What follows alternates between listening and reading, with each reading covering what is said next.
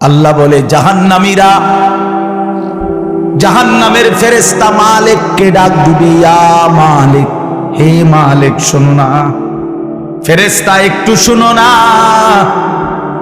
লিয়াকদি আলাইনা রাব্বুক, ফেরেশতাকে বলবে, ফেরেশতা তোমার রব তোমার আল্লাহকে একটু বলো না এমন কষ্টের আযাব না দিয়ে আমারে চিরতরে একবারে শেষ করে দিতে, আমি যে আর পারছি না। লিয়াকদি আলাইনা রাব্বুক, বলো না ফেরেশতা, তোমার মাওলাকে বলো না, তোমার রবকে বলো না আমারে একদম শেষ করে দিতে, আমারে মৃত্যু দিয়ে দিতে, আমি যে আর পারছি না। কেমনে সইব এত গরম, কেমনে সইব এত আযাব?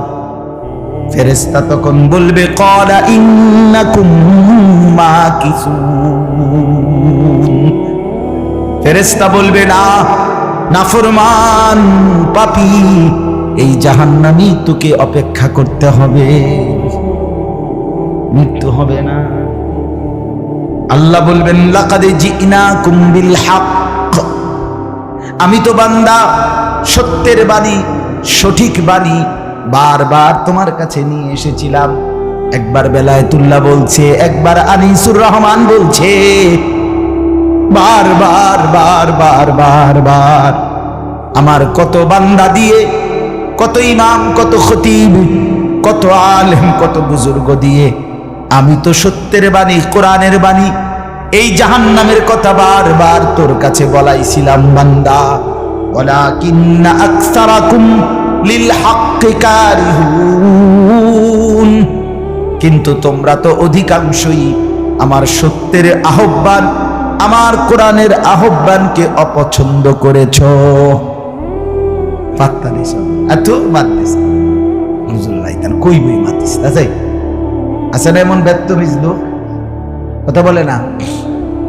অনেক বুড়া মানুষও আছে, বুড়া মানুষ, আর রাখো হুজুররা যত পায় এত না, কিছু কইতে লাগলে বাড়াইয়াও কয় বেটা হুজুররা বেড়ায়, কথা বলেন না কেন? হ্যাঁ, আরে রাখ, আল্লাহ ভরসা বেটা, আল্লাহ ভরসা কিতা, আল্লাহ ভরসা কিতা মানে আল্লাহ কি, আল্লাহ কি হিসেবে ভরসা আমি এটা আবার বুঝাইয়া কর। আল্লাহ বলছে, বান্দা তুমি বিড়ি খাইতে থাকো আমি ভরসা, হ্যাঁ এমনি আল্লাহ কইছে নাকি? তুমি টেলিভিশনে নাচ গান প্রত্যেক দিন বিকালে নর্তকী দেখো আমি ভরসা, এটা নিয়ে আল্লাহ কইছে। তো আপনি কিতা কইলেন, কি আল্লাহ ভরসা কিতা, কি বুঝাইতে চাইলেন? হ্যাঁ, আল্লাহ ভরসা মানে কি? মানে আপনি গুনার উপরে মৃত্যু পর্যন্ত টিকে থাকবেন আর আল্লাহ ভরসা, এটাই না? নবী সাল্লাল্লাহু আলাইহি সাল্লাম সুপারিশ করবেন মানে কি? নবীজি সুপারিশ করবেন, এই কথার অর্থ কি? এই কথার অর্থ এই যে উম্মত, তুমি বিড়ি, সিগারেট, মদ, জুয়া, চুরি, ডাকাতি, জিনা, ব্যভিচার, নাচ গান, সুদ, ঘুষ, তোমার যে দুর্শল্যে কুলায় মৃত্যু পর্যন্ত, শেষ মুহূর্ত পর্যন্ত তুমি করতে থাকো, আমি সুপারিশ করে করে তোমার বেহেশতে দিব, এই তো অর্থ না? তো কি তা আপনি বলেন আমারে, কি আসলে কি? আরে মুসলমান খুব বেশি খামখেয়ালি, খুব বেশি, খুব বেশি খামখেয়ালি। এবার দেখেন একটা শক্ত কথা আল্লাহ বলছে, আম আবরামু আমরান ফাইন্না মুবরিমুন, আল্লাহ বলে জালেমরা, পাপীরা, তোরা আমার আযাব থেকে বাঁচবার কোনো ব্যবস্থা করেছো কিনা তোমরা ঠিক করো। ফাইন্না মুবরিমুন, আমি তোমাগরে কেমনে ধরবো, শাস্তি দেব কি কি, এগুলো আমি আল্লাহ আমার গুলো ঠিক করে ফেলেছি। যে আম আবরামু আমরান, তারা কি কোনো ব্যবস্থা করেছে কিনা জিজ্ঞেস করেন। ফাইন্না মুবরিমুন, আমার ব্যবস্থা আমি করে রেখেছি। বুঝেন নাই কথাটা? আল্লাহ বলেন, আমার শাস্তি দেব কি কি, আমার আযাব দেব কি কি, আমি সব ঠিক করে রাখছি জাহান্নামে। তুমি বান্দা বাঁচবা কেমনে, তোমারটা তুমি ঠিক করছো কিনা বলো। এবার শেষ আয়াত, আম ইয়াহসাবুনা আন্না লা নাসমাউ সিররাহুম ওয়া নাজওয়াহুম, আল্লাহ বলে নাফরমান পাপীরা জালেমরা দুশমনরা মনে করে আমি তাদের গোপন কথা, অন্ধকারের গোপন পরামর্শ, একেবারে চুপচাপ নিরিবিলি কথাগুলো আমি শুনতে পাই না। কারণ ইয়ারফোন লাগাই রাখছে না, মা কানের মধ্যে দুটা বল্টু লাগাইলে তার আল্লাহ শুনে না, কথা কয় না। হ্যাঁ, আল্লাহ আল্লাহ জিজ্ঞেস করছে তুমি এই ভাবছো না তুমি যে কানের মধ্যে গান শুনবার টাইমে ইয়ারফোনের বল্টু লাগাইয়া রাখো, তুমি মনে করছো না ফরমান মাইনসে না শুনে না, তো মাইনসে যখন শুনে না আমিও শুনি না নাকি?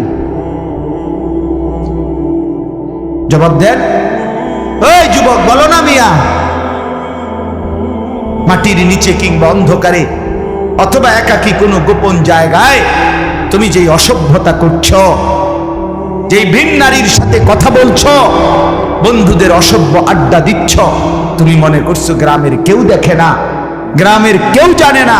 আল্লাহ বলে তাহলে তুমি কি এই ভেবেছো যে আমি আল্লাহও জানি না?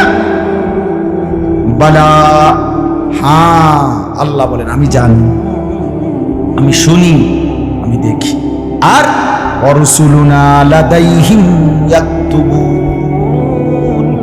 আমার পক্ষ থেকে মনোনীত ফেরেশতা ডান কাঁধে বাম কাঁধে তারা কিন্তু সাথে সাথে 24 ঘন্টা ইয়াকতুবুন লিখতেছে লিখতেছে লিখতেছে লিখতেছে কি না বলেন?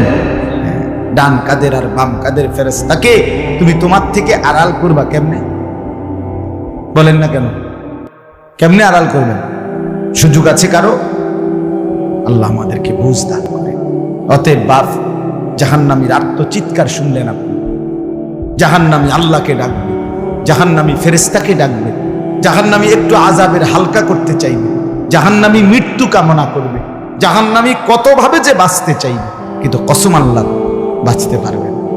এজন্য দয়া করে রাত গভীরে মেহেরবানি করে চলেন প্রত্যেকে, ইনশাআল্লাহ সিদ্ধান্ত নিন।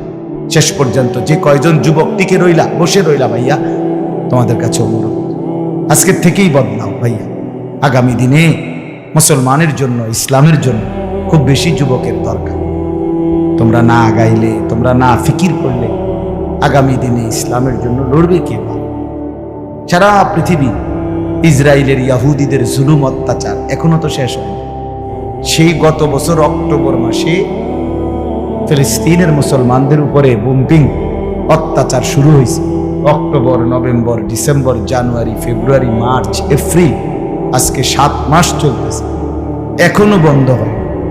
আজকে 7 মাস যে মানুষগুলো যাদের কোনো ঠিকানা নাই, নারী, পুরুষ, বাচ্চা, কোলের বাচ্চা, বলেন ভাইয়া 7 মাস তারা কি পরিমাণ মানবেতর জীবন যাপন করতেছে। এই রমজানেও ফিলিস্তিনের মাসুম বাচ্চা খাবারের অভাবে, ইফতারের অভাবে ঘাস চাবাইছে। এটাও তো ছবি আসছে, ঘাস চাবাইছে।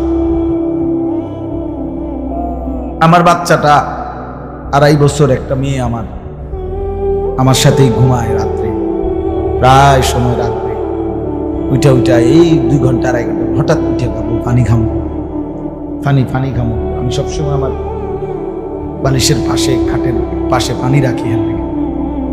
তাহলে আমার এই ছোট্ট মাসুম বাচ্চা যখন পানি চায় আমি তার পানি দিই। ফিলিস্তিনের এই ছোট বাচ্চা যদি তার মার কাছে পানি চায়, সে মা কোত্থেকে পানি দিবে? হ্যাঁ, আমার ছেলেটা 6 বছর 7 বছরের, ওরা দুইজন, এই ছোট মেয়েটা আর এই ছেলেটা সারাক্ষণ বাসায় এই একবার এটা খাই, ওইটা খাও, ওইটা খাও। আমার এই কত সময় ফোন দিয়ে, আবু এটা আইনি, ওইটা আইনি। ওই দিন রাতের বাজে 1টা-1:30, আবু মালটা আইনি। আমি 1 কেজি মালটার জন্য 3 বাজারে গেছি, রাতের বাজে গেছে 1:30-2টা, কোথাও দোকান খোলা নাই। আমি দেখলাম বাসায় আমার ছেলেটাও মেয়েটাও এই ছোট, কসম আল্লাহ, আমি গেট খুলছি, দরজা আমার জন্য দৌড়ে দাঁড়ায় আছে, মালটা আনছি। আমি জড়ায় ধরে বললাম যে আব্বা কোথাও পাইনি, একটা দোকানও খোলা নাই। মানে আমি তো জানি সকালে আনতে পারবো, ঠিক না, শুধু রাতে আনতে পারি নাই, এটাই আমার কাছে এতটা কষ্ট লাগছে। তো যেই বাবা, যেই মা ওই মাসুম বাচ্চাদেরকে আজকে 7 মাস খাবার দিতে পারে না, ওই বাচ্চাটা, ওই বাবার কলিজার কি হালাত। এমন পরিণতি যদি আমাদের হয়, এমন পরিণতি যদি তোমার ছেলের বেলায় হয়, বলো যুবক, তোমার বিয়ের পরে থেকে যদি শুরু হয়, তোমার বাচ্চা হওয়ার পর থেকে যদি শুরু হয়, তখন কি হবে? এজন্য আল্লাহকে নারাজ না করো, আল্লাহকে নারাজ না করো। দয়া করে ফিরতে চাই, আমরা ফেরাইতে চাই, নিয়ত করি ইনশাআল্লাহ। ঠিক আছে না? ইনশাআল্লাহ নতুন করে ভাবো, সবাই একসাথে ভাবা পারবা না। যে যুবকদের ফিকির আছে, বুঝ আছে, দিমাগ আছে, তুমি নামাজ পড়ো, ইনশাআল্লাহ ভালো হবে। তুমি মোবাইল প্রয়োজনে ব্যবহার করো, যার যেটুকু প্রয়োজন এটুকুই ধরো। শুধু শুধু নারীর ছবি, নাচ, গান, অস্থির দৃশ্য কোনো দরকার নাই। আর হিম্মত করে নামাজ, মরি বাসি, এত বেজ্জুতি কথা শোনার চাইতে, এত কষ্টের চাইতে, পরকালের অশান্তির চাইতে নামাজ পড়বো আমরা। দেখবেন ছেলেরা, তোমরাও হিম্মত করে শুরু করলে 5 ওয়াক্ত নামাজ ওষুধের মতোই মনে করো না, বিষ ওষুধ, তিতা ওষুধের মতো। এই দেখবে একটা মাস যদি কেউ একটু জন্মা যে মরি বাসি নামাজ পড়মুই, কসম একসময় এটা মজাদার হয়ে যায়। সেজদা দিলে খুব মজা হয়। সেজদা দিলে বান্দা আল্লাহ পিঠে মাথায় আদর করে হাত বুলায় দেয়, খুব আদর করে। আল্লাহ পাক খুশি হয়, বান্দাকে কোলে তুলে নেয়, আদর করে। এই জন্য আমরা দয়া করে ইনশাআল্লাহ নামাজ পড়ি। পর্দার আড়ালের মা বোন যারা আছেন, মা, আপনি যদি বেপর্দা হন, আপনিও শেষ হইলেন, এলাকার ছেলেগুলোকেও নষ্ট করলেন। একজন বেপর্দা নারী শুধু নিজে গুনাহগার, সে অসংখ্য মানুষকে পাপে অংশগ্রহণ করায়। এই জন্য একজন বেপর্দা নারী সে সরাসরি জাহান্নামের ফেরিওয়ালা। সে কিসের ফেরিওয়ালা? জাহান্নামের ফেরিওয়ালা। সে জাহান্নামের ফেরিওয়ালা, আগুনের ফেরিওয়ালা। কারণ সে তো তার রূপ যৌবন দেখাইতেছে, ফেরিওয়ালার মতো পিছনে পিছনে ডাকতেছে অসংখ্য যুবককে, দেখো আমাকে, বরবাদ করো নিজেকে, বরবাদ করো নিজের চরিত্র, বরবাদ করো নিজের কবর, বরবাদ করো নিজের আখিরাত। তাহলে সে গুনাহের ফেরিওয়ালা, সে জাহান্নামের ফেরিওয়ালা, সে অসভ্যতার ফেরিওয়ালা। এজন্য একটি সমাজের মধ্যে সবচেয়ে নিকৃষ্ট বেপর্দা না, বেপর্দা না। আল্লাহ তাআলা আমাদের মা বোনদেরকেও হেফাজত করে। আজকের মাহফিল যে যুবকরা সাজাইছে, আল্লাহ তাআলা সমস্ত নওজোয়ানদেরকে কবুল করে। বাস্তবতা হইল আসলে 4-5 মাস, মেন শীত সিজন 4 মাস, 5 মাস। এখন 5 মাসে যদি 30 দিন করে হয়, তাহলে হইল 150 দিন। যদি প্রতিদিন 2টা করে মাহফিল দিতে হয়, দেওয়া যায়, তাহলে 300 মাহফিল মনে করেন। এখন মাহফিলের কাগজ আমার গাড়িতে এখনো আছে, মনে হয় কমপক্ষে 1,500-2 হাজার। এটি আমরা ফরে রয়েছে কাগজ, ব্যাগ ভরা এতটি কাগজ। আমি কি করতে পারি? কেমনে দাও, কিভাবে দাও? আচ্ছা, সারা বাংলাদেশ তো নবীনগরকেই বলে, ঠিক না? বাংলাদেশ মানে তো নবীনগর। আপনি বলেন, সারা দেশ থেকে এই মাহফিল নিয়ে কাবজাব, কত মানুষের আবেদন, অনুরোধ, কাকুতি মিনতি। এরপরও আমাদের এই মুফতি বেলায়েতুল্লাহ সাহেব এবং আমাদের এই নবীনগর এসআর মসজিদের ইমাম মকবুল ভাই, মৌলানা মকবুল সাহেব, এরা সবচেয়ে বেশি মাহফিলে কম না। আলহামদুলিল্লাহ, আমি চেষ্টা করছি, ওনাদেরকে অনেকগুলো মাহফিল দিচ্ছি, আরো দেওয়ার ফিকির আছে, কিন্তু আসলে সময় একদমই অল্প। মূলত খুব বেশি ডেট নাই, গুলাম যায়, এই জন্য এই সময় দিতে হচ্ছে। ওই ভাই ইমাম সাহেব অনেক অনুরোধ করছে, আমারও মনে আছে, ওখানে বারবার বেশি অনুরোধ করছে। এই জন্য যাক, আল্লাহর দয়া আশা হয়েছে। আমিও আপনাদের জন্য দোয়া করি, আপনারাও আমার জন্য দোয়া করবেন। আল্লাহ তাআলা আমাদের সবাইকে মিলে মিশে দ্বীনের কাজে অংশগ্রহণ করার তৌফিক দান করেন। আমিন।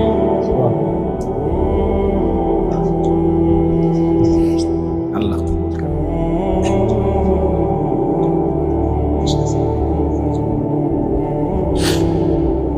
অনেক কষ্ট করে প্রবাসী যে বিদেশি ছেলেরা, আমি নিজ চোখে দেখি। এইবারও আমি উমরায় গেছি, যে রমজানে, এই রমজানে আমি প্রবাসী ভাইদের রুমে রুমে গেছি, বয়ান করছি। 12 জন, 14 জন, 16 জন, 20 জনের রুম, হালাকা। এবার বেলায় যে হালাকা কাকিয়া, ওখানে গিয়ে বয়ান করছে। এবার এই আমগো প্রবাসী বাংলাদেশি ভাই, আর এই অনেক কষ্ট করে, 12 ঘন্টা 14 ঘন্টা ডিউটি করে। হ্যাঁ, এরপরে আপনার এই ছোট্ট একটা রুমের মধ্যে 14 জন 16 জন একসাথে ঘুমায়, নিজেরা রান্না করে খায়, নিজেরা। ঠিক আছে, কথা হবে ইনশাআল্লাহ। হ্যাঁ, এই জন্য এরা অনেক কষ্ট করে। এই কসবার এক ছেলে, আমি এক মাস এবার আমার এইবার রমজানে জড়ায় ধরা আমার কানছে অনেক, বিদেশ মক্কায়। ছেলেটা আমারে বলতেছে, হুজুর আমি 8 বছরে আজকে বিদেশ করি, এই 8 বছরে কোনোদিন এই বিদেশে একজন ভালো ডাক্তার কোনো শরীরে কোনো রোগ সুখের জন্য দেখাইনি। কয়েকজন ডাক্তার যদি দেখাই তাহলে হেরার যে ওষুধ টষুধ দিবে আমার 15-20 হাজার টাকা চলে যাবে খরচ। তাইলে আমি বাড়ির টাকাটা পাঠাবো কেন? এই জন্য ব্যথা বেদনার একটা ট্যাবলেট খাইয়া পইরা থাকি হুজুর, আর এই কলজার মধ্যে জমাইয়া টাকাগুলো সব বাড়ি পাঠাই। ছেলেটা আমারে খুব কাঁদছে, আমার ওরাটার কথা মনে, সে আমারে বলছে হুজুর আমি আজকে 8 বছরের কসম আল্লাহ এই মক্কায় বলতেছি, সুখ নিজের আনন্দ বলতে কি জিনিস আমি আজকে 8 বছরে কোনোদিন দেখিনি।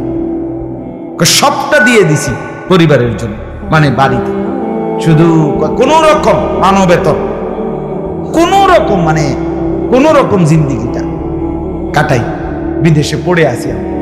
কিন্তু এরপরে বাবা এতটা কষ্টের টাকা পাঠাবার পরে যেই স্ত্রী, যেই বিবি বাজারে বাজারে ঘুরে বেপর্দা করে মোবাইলে সারা দিন রাত পড়ে থাকে, স্বামীর পবিত্র আমানত, নিজের ইজ্জত, নিজের সতীত্ব নষ্ট করে, পরকিয়া, ভিন কোনো পুরুষের সাথে অবৈধ কোনো সম্পর্ক করে, তার মতো অসভ্য নির্লজ্জা বেহায়া অসভ্য নারী আল্লাহর জমিন আর কেউ হইতে পারে। তোর জন্য বেটি, তোর ছেলেটার জন্য, বাচ্চাগুলোর জন্য এই ছেলেটা, এই পুরুষটা আজকে 6টা বছর 8টা বছর 12টা বছর বেটা বিদেশের জমিনে পড়ে আছে, আর বিনিময়ে তুই নিজের জিন্দেগি নষ্ট করে দিলা, স্বামীর পবিত্র আমানত নষ্ট করে দিলা তুমি। এই জন্য দয়া করে আমার কথাটা যদি একটু শক্ত হয় মাফ করে দিয়ে আমার, কিন্তু প্রবাসীর বিবিদেরকেও বলি, বোন দয়া করে নিজের ইজ্জত আব্রু সতীত্ব, নিজের চরিত্রের হেফাজত কষ্ট করে হলো, আপনার জন্য স্বামী বেচারা কষ্ট করে, আপনিও তার জন্য কষ্ট করেন, মিলেমিশে সবর করিলে, চরিত্রের হেফাজত করিলে একদিন দুইজনই জান্নাতি হবে। ছেলেরা যারা তোমাদের বাপ বিদেশ, তোমরাও ভাইয়া একটাবার দেখে আইসো কি কষ্ট করে। এই জন্য দয়া করে কষ্টের এই রক্ত পানি করা টাকা শুধু শুধু মোবাইল টিপ্পা, উলঙ্গ ছবি দেখা, নর্তকীর নাচ গান দেখে ভাইয়া নষ্ট করো না। এত বড় জুলুম বাপের উপরে কইরো না, আল্লাহ সইবে না। এত বড় জুলুম কইরো না, একদিন তুমি কষ্ট পাই, একদিন তোমার উপরে এই মুসিবত আসবে। আল্লাহ আমাদের ছেলেদেরকে হেফাজত করে। মসজিদের কাজ আমি নিজেও দেখছি, আলহামদুলিল্লাহ মসজিদের কাজ চলতেছে। দয়া করে সবাই মিলে মসজিদের দিল খুলে দান করবেন। মনে রাখবেন হাদিসের মধ্যে আছে, আল্লাহ নবী সাল্লাল্লাহু আলাইহি সাল্লাম বলছেন, ইসরাফিল যখন ফু দিবে কিয়ামতের দিন সব কিছু ধ্বংস হবে, হবে কি না? কথা বলেন না। ইল্লাল মাসাজিদ, নবীজি বলছে মসজিদ ব্যতীত। ইসরাফিল ফু দিলে আসমান জমিন চন্দ্র সূর্য ঘর বাড়ি দালান বিল্ডিং পাহাড় নদী সব চুরমার হয়ে যাবে, মসজিদ ভাঙবে না। বোতলে মসজিদ কি হবে? এক মসজিদ আর এক মসজিদের সাথে লাগবে, মিশবে আর কি, মিশা সব মসজিদ কাবা ঘরের সাথে মিলবে, একসাথে আল্লাহর ঘর কাবা সহ একসাথে সবগুলো জান্নাতে চলে যাবে। এরপরে এই জন্য মসজিদের দান যে করলেন, আপনি মসজিদে টাকা পয়সা দান করলেন, যে এই মসজিদ আপনি বেশ দিকে দেখবেন, আর এই যে আমরা কেন বুঝেন নাই? এই জন্য মসজিদের দান শেষ হয় না, মসজিদের দান কি হয় না, শেষ হবে না। আপনি দিয়ে যাবেন, এ আগে দিছেন আবার দিবেন, সামনেও দিবেন, ঠিক আছে ইনশাআল্লাহ। সবাই সহযোগিতা করেন, ভবিষ্যতেও ছেলেরা তোমরা নিজেদের এই মাহফিল আন্তরিকতার সাথে মিলেমিশে চালু রাখো, চেষ্টা করবা। আমরাও যদি কখনো আবার সুযোগ পাই আসার চেষ্টা করব। আরো ওলামায়ে কেরাম বেলায়েত ভাইয়ের সাথে কথা বললে ফিকির করে দেবে, ইনশাআল্লাহ চেষ্টা করে দেবে। আল্লাহ তাআলা সবাইকে কবুল করুন। আলহামদুলিল্লাহ।